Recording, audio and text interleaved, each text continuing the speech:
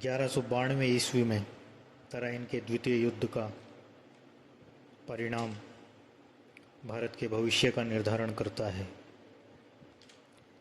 इस युद्ध में पृथ्वीराज चौहान की हार होती है, मोहम्मद गोरी विजय होता है और भारत में मुस्लिम शासन की नींव डल जाती है। 1206 ईस्वी से 1526 ईस्वी तक का काल सल्तनत काल कहलाता है। इस काल में कई वंश हुए हैं। प्रथम वंश गुलाम वंश, जिसकी स्थापना कुतुबुद्दीन ऐबक के शासक बनने से होती है। कुतुबुद्दीन ऐबक गोरी का गुलाम था। ऐबक के बाद इल्तुतमिश, उसके बाद इल्तुतमिश की पुत्री रजिया सुल्तान, रजिया सुल्तान के बाद बहराम शाह, मसूद शाह, नासरुद्दीन महमूद सुल्तान बनते हैं। महमूद की मृत्यु के बाद एक प्रमुख शासक बलबन आता है। बलबन का मूल नाम बहाउद्दीन था। शासक बनने से पूर्व उसने महमूद के वजीर के रूप में 20 वर्ष तक कार्य किया था। इस दौरान वह सुल्तान न होते हुए भी सुल्तान के छत्र का प्रयोग करता था।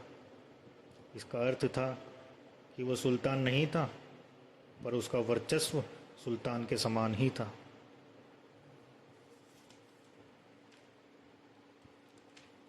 बलबन की मृत्यु के बाद उसका अयोग्य पुत्र केकूबाद उत्तराधिकारी बना।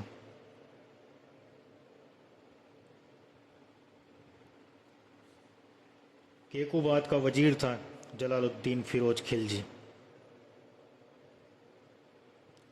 एक दिन जलालुद्दीन केकूबाद की हत्या कर देता है। उसके बाद उसके पुत्र क्यूमर्स की भी हत्या कर देता है और दिल्ली सल्तनत पर अब एक नया वंश सामने आता है, खिलजी राजवंश। खिलजी राजवंश का संस्थापक जलालुद्दीन फिरोज खिलजी। खिलजी काल सल्तनत काल का सबसे महत्वपूर्ण और सबसे क्रांतिकारी काल कहा जाता है। इसे खिलजी क्रांति भी कहते हैं। जलालुद्दीन खिलजी 1290 से 1296 ईस्वी तक शासक रहा। इस दौरान उसने रणथंबोर पर एक बार आक्रमण किया, परंतु हम्मीर देव चौहान से हार गया।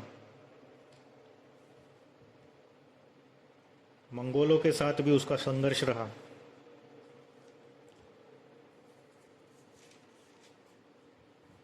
बारह ईस्वी में जलालुद्दीन खिलजी जोधपुर मंडोर को जीतता है।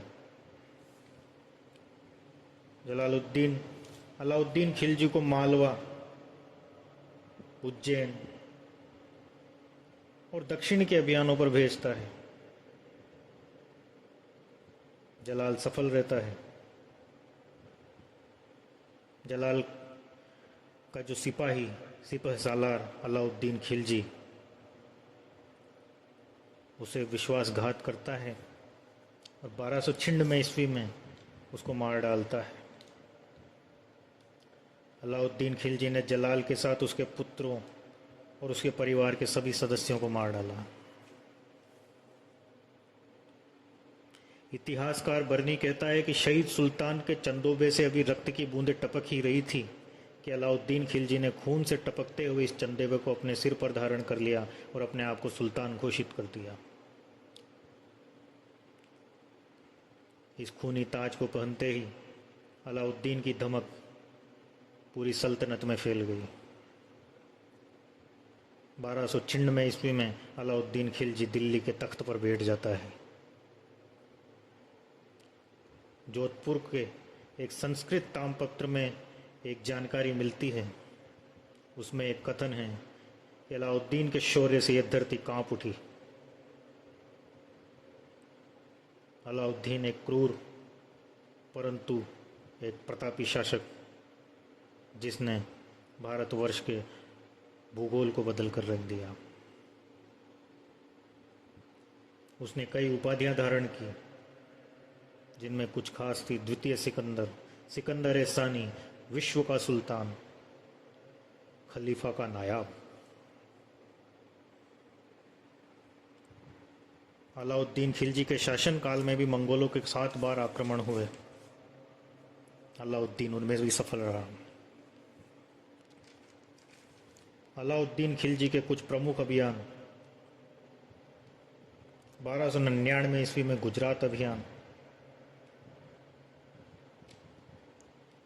इस अभियान में वो अपने 2 सेनापतियों को भेजता है और सफल रहता है।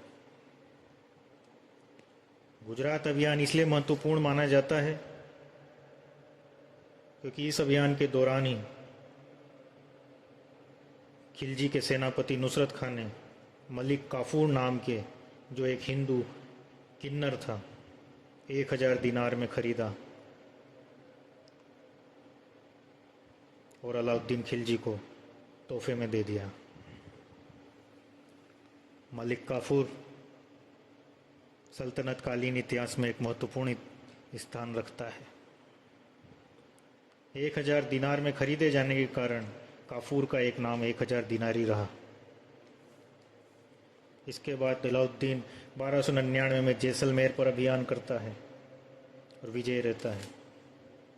इसके बाद एक महत्वपूर्ण अभियान रणथंबोर का अभियान। 1301 ईस्वी में अलाउद्दीन खिलजी रणथंबोर पर चढ़ाई करता है।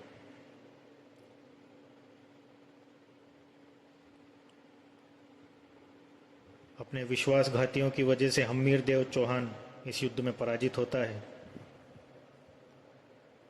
नुसरत खां और उल्गू खां, इन 2 सेनापतियों ने अलाउद्दीन की तरफ से ये युद्ध लड़ा था। नुसरत खां को हम्मीर मार डालता है। अंत में हम्मीर देव चौहान शहीद होता है। हम्मीर की पत्नी रंगदेवी राजपूत महिलाओं के साथ जौहर कर लेती है। हम्मीर की पुत्री देवलदे पद्मजा तालाब में कूदकर जल जौहर कर लेती है। रणथंबोर का एक अपना अमिट और स्वर्णिम इतिहास रहा है।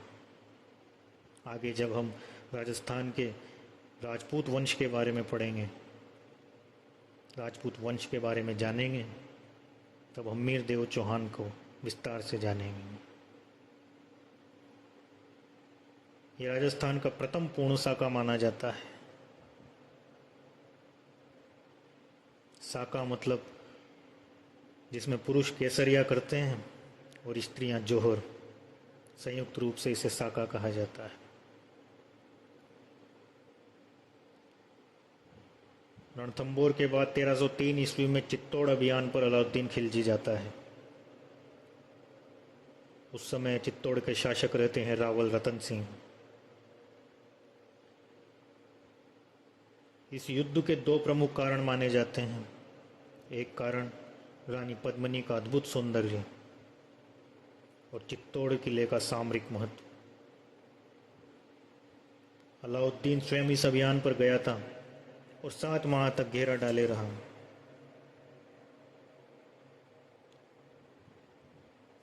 इस युद्ध के बारे में भी विस्तार से हम आगे के अंकों में जानेंगे।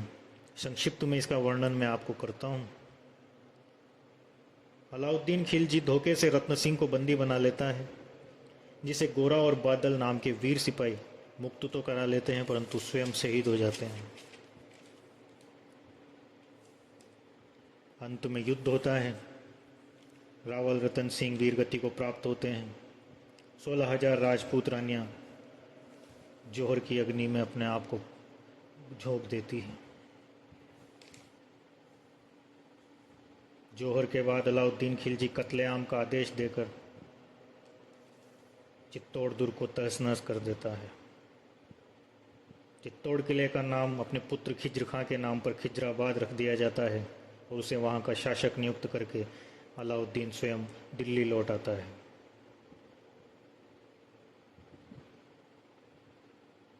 इस अभियान में अमीर खुसरो अलाउद्दीन खिलजी के साथ था। उसने अपने ग्रंथ खुजाइन उल फतह में पद्मिनी के जौहर का वर्णन किया है। मलिक मोहम्मद जायसी के पद्मावत ग्रंथ में भी रानी पद्मिनी के जौहर का वर्णन मिलता है। इसके बाद अलाउद्दीन खिलजी सौख जो मथुरा के पास है 1304 ईस्वी में वहाँ पर विजय हासिल करता है। मालवा पर आक्रमण करता है 1305 ईस्वी में। जालोर, सिवाना, कुछ ऐसे अभियान जो राजस्थान के इतिहास में बहुत महत्व रखते हैं। कहा जाता है कि राजस्थान के इतिहास को अलाउद्दीन खिलजी ने पलट कर रख दिया था।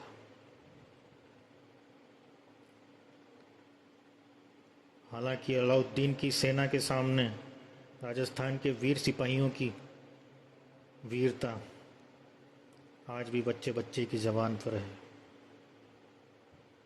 जब हम राजस्थान का इतिहास पढ़ेंगे तब इस पर विस्तार से बात करेंगे। इसके बाद अलाउद्दीन खिलजी देवगिरी पर आक्रमण करता है, दक्षिण में मदुरई पर आक्रमण करता है।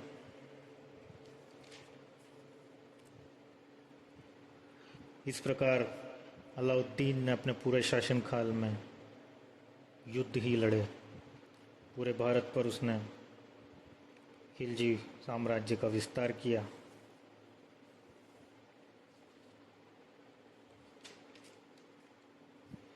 अलाउद्दीन ने कई प्रशासनिक कार्य किए, जिसमें भूमि माप हेतु बिस्वा जो एक मानक होता है उसका श्रेय अलाउद्दीन खिलजी को ही जाता है।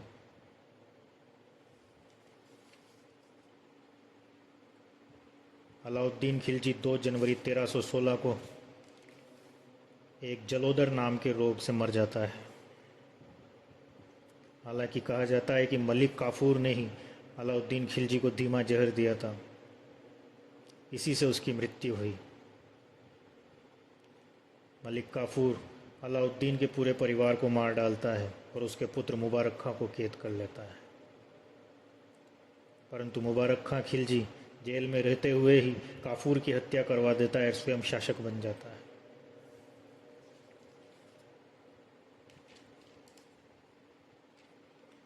मुबारक खां खिलजी अंतिम खिलजी शासक माना जाता है। इसके बाद तुगलक वंश 1320 ईस्वी से 1414 ईस्वी तक तुगलक वंश आता है। इसके कई प्रमुख शासक हुए हैं, जैसे गयासुद्दीन तुगलक, मोहम्मद बिन तुगलक, फिरोज तुगलक,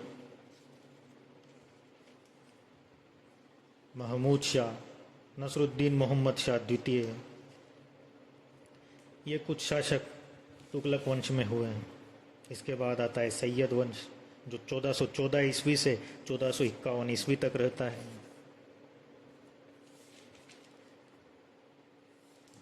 1451 ईस्वी से 1526 ईस्वी तक लोधी वंश आता है। लोधी वंश की स्थापना बहलोल लोधी ने की। बहलोल लोधी के बाद सिकंदर लोधी शासक बनता है। सिकंदर लोधी के बाद इब्राहिम लोधी। इब्राहिम लोधी 1517 से 18 ईस्वी के बीच खातौली के युद्ध में महाराणा सांगा से पराजित होता है। पानीपत के युद्ध में 1526 ईस्वी में बाबर के हाथों पराजित होकर मारा जाता है। इस प्रकार लोधी वंश के समाप्ति के साथ ही दिल्ली का सल्तनत काल भी समाप्त होता है और बाबर द्वारा एक नए वंश की नींव डाली जाती है, जिसे मुगल वंश के नाम से हम जानते हैं। 1526 ईस्वी से 1857 ईस्वी तक मुगल वंश का शासन दिल्ली में रहा। अगले वीडियो में हम मुगल वंश के बारे में विस्तार से बात करेंगे।